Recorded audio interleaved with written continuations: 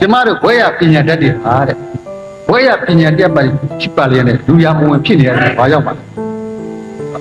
မင်းလို့လူရဝင်နေလား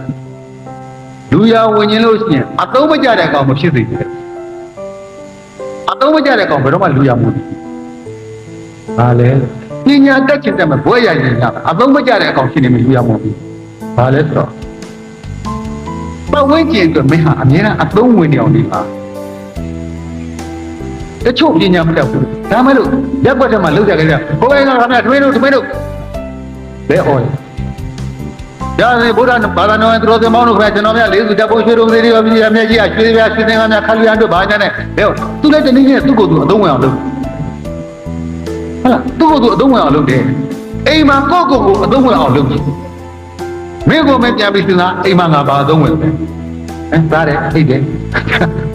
နော်အဲ့ဒါလည်းလို့တော့မင်းအိမ်မှာအသုံးဝင်တဲ့ကောင်အသုံးဝင်တဲ့ကောင်ဆိုမင်းကိုအသုံးမကျတဲ့ကောင်ပြောမှာပဲအိမ်ကလည်းဘာအသုံးမှမကြောက်ပြောမှာအိမ်မှာအသုံးဝင်တဲ့ကလေးကိုအိမ်ကတံမိုးထက်တာသူ့ကိုလူရသွက်ပေးတာလူရဝင်အောင်လုပ်ပေးတာအဲ့မှာသွားမိမိလွတ်လိုက်တယ်လို့ဆိုပြပြလဲဘယ်ကပြောခဲ့နော်သူသုံးအောင်လုပ်တာအဲ့တော့ခဏကပြောတယ်ရက်ွက်ထဲမှာကြည့်သမှာလူရဝင်တဲ့သူတို့ကကိုယ့်ကိုယ်အသုံးဝင်အောင်လုပ်ထားတဲ့သူတွေပြောတာလောကကြီးမှာအသုံးဝင်တဲ့ပစ္စည်းဆိုရင်လူရပြည့်ပြည့်တာအသုံးဝင်တဲ့ပစ္စည်းလို့ရှိရင်ပင်အခရိအစထို့တာလူရမရတဲ့အသုံးဝင်လို့အသုံးဝင်တဲ့ပစ္စည်းကြရေယိုသုံးကြည့်မယ်လို့သွားတော့တိုင်းတွတ်လိုက်တာအသုံးမဝင်တော့ပဲအဲ့တော့အသုံးဝင်လို့ရှိရင်ဘယ်ပစ္စည်းကိုမှလူရအမိုက်ချုပ်ကောင်ပြီးမထားဘူးလို့မင်းဟာရက်ွက်ထဲမှာအသုံးဝင်တဲ့ကောင်ဖြစ်နေလို့ရှိရင်မင်းအမိုက်ပဲလို့ဘယ်တော့မှလူရမဝင်ဘူး